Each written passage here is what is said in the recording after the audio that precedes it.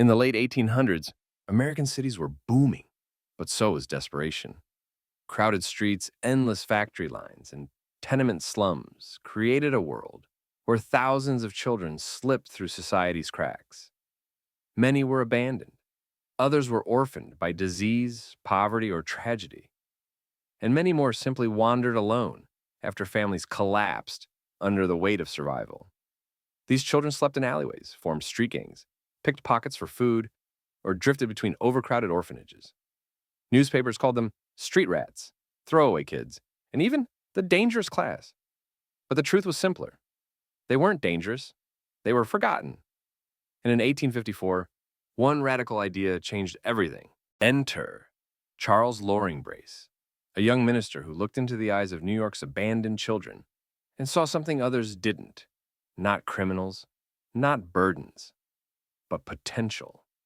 He believed the East was too crowded, too harsh, too broken to give these kids a chance. But far to the west, in the growing towns of the American frontier, families needed help, communities needed workers, and there was land, space, and possibility. Charles Brace proposed something unheard of. Send the children west. Give them new families. Give them new lives. Thus began the Orphan Train movement, one of the largest child relocation efforts in world history. One of the key foundation moments in America's short history. Imagine being a child, 6, 7, maybe 12 years old, and being told you're leaving everything you know, your home, your friends, even the streets you've walked every day, all vanishing behind you. You're handed a small tag with your name, dressed in the best donated clothes you were given, and told to board a train that will take you hundreds of miles away to strangers, far from everything you've ever known. Some children are excited, whispering hopes of finding a family, imagining fields to run through, chores to learn, and a warm home. Others are terrified, clutching small bundles of belongings, crying quietly in corners, or holding onto each other for comfort. Some simply do not understand at all, their young minds unable to grasp the vastness of what is about to happen, or the language barrier prevents them from understanding the orders that are given to you. Volunteers, often kind but rushed, help the children board. They try to offer reassurance, a pat on the shoulder, a smile. But even the gentlest hands cannot erase the fear and uncertainty that lingers in the air. Older children comfort younger ones, singing quietly, telling them stories of hope, of farms with chickens and orchards, of families waiting to welcome them. Some children whisper promises to themselves, vowing to be brave, to survive, to make it through. And as the train begins to move, the city dissolves behind them. Smokestacks, crowded streets, the noise of vendors, and the cries of other street children fade into the distance.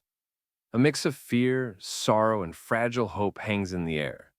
Each child is embarking on a journey they cannot control, and no one can say how it will end. When the orphan trains finally stop in small towns across the American frontier, children are met with a scene both foreign and overwhelming. A crowd gathers, farmers, shopkeepers, housewives, curious children, all eyes trained on the newcomers. Volunteers line the children up for inspection. The air buzzes with anticipation, excitement, and an unspoken tension. For some, this is the moment they've hoped for. A chance at family, a warm home, a life beyond the streets. For others, it is confusing and frightening. They do not know these strangers. They do not know what is expected of them. They only know that someone will choose them or not. Families examine the children carefully. Some ask questions about health, strength, and skills. Others observe quietly, letting the child's demeanor guide their choice. Every decision carries weight, and every choice feels like judgment. Children are evaluated as if they were small packages to be sorted. Their worth in that moment feels measured by usefulness rather than love. Some children find warmth and safety immediately, welcomed into homes that value them as part of the family. Others are chosen primarily for labor, expected to work long hours on farms or in homes, with little consideration for their age or education. Some are left behind, moving from stop to stop, hoping the next family will be kinder, more understanding, more willing to see them as children rather than tools. It is here, in the quiet tension of waiting, that resilience begins to take root. Children learn quickly how to survive, to smile when necessary, to say the words a family wants to hear. They learn to hope cautiously and to brace themselves for disappointment, all within the span of a few hours on the dusty platform of a frontier town. For many children, the orphan train truly did change their lives. Some were welcomed into families that nurtured and protected them. They were taught trades, given a chance to attend school, and found themselves part of communities that embraced them. These children grew up with stability and opportunity, often cherishing the life they built despite the traumatic start. But for others, life did not offer warmth or love. Some were expected to work from dawn until dusk, performing chores far beyond their years. Some endured emotional cruelty, harsh discipline, and even neglect. Families that seemed kind at first sometimes proved unforgiving, treating children as laborers rather than members of the household. The experience of each child varied wildly, even within the same town or family. Some children thrived and carried the memories of gratitude and growth throughout their lives. Others grew resentful or withdrawn, haunted by the feeling that they were valued for what they could do, not who they were.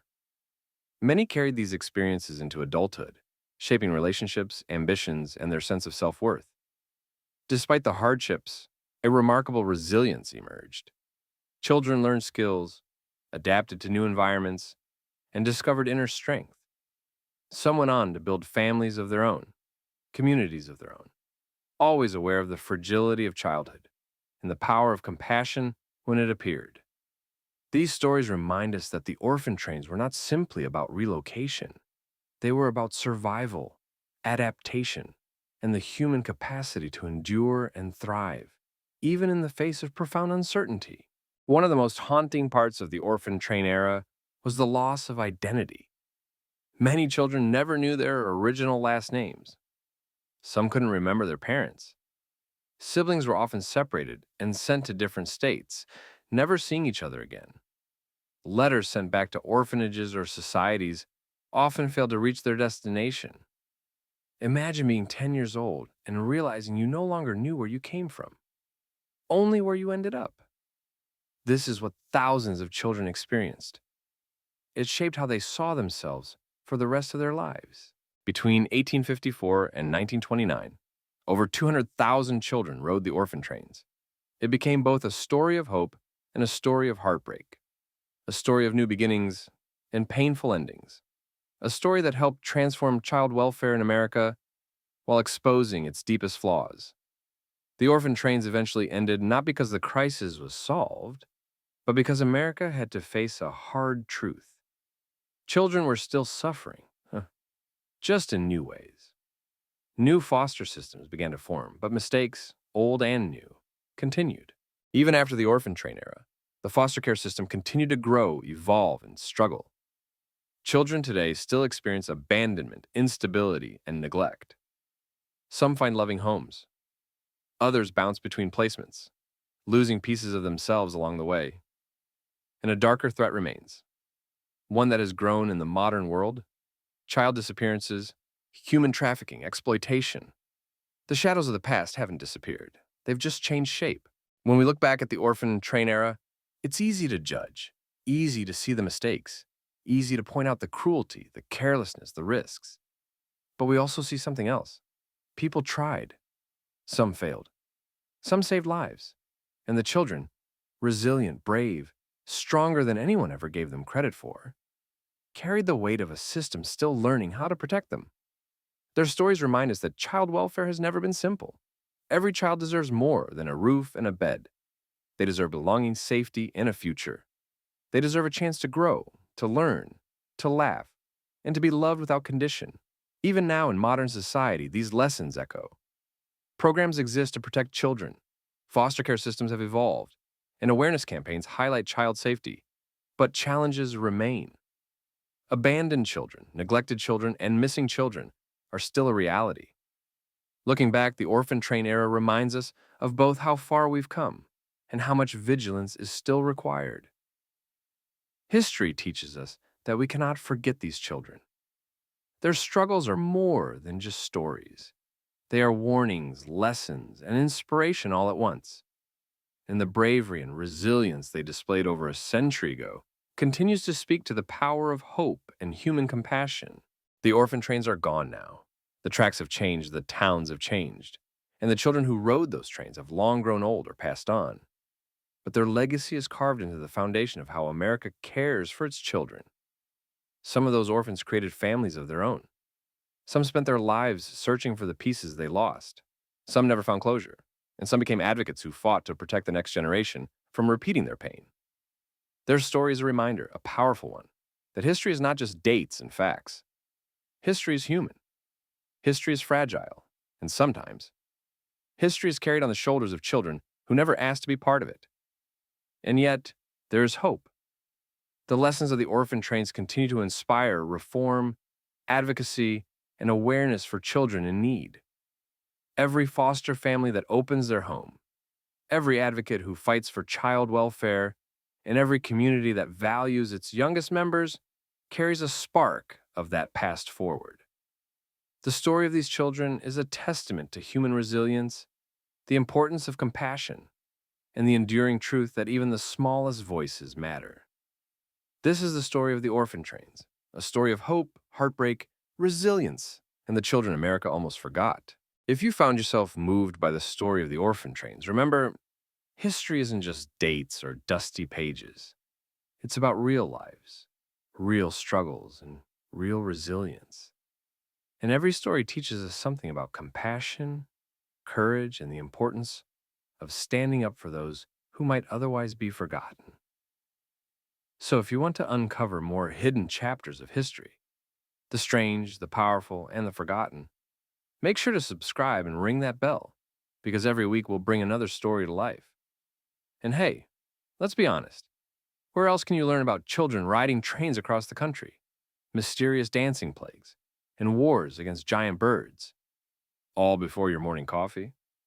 History isn't just behind us, it's waiting for you. Hit subscribe and let's discover it together.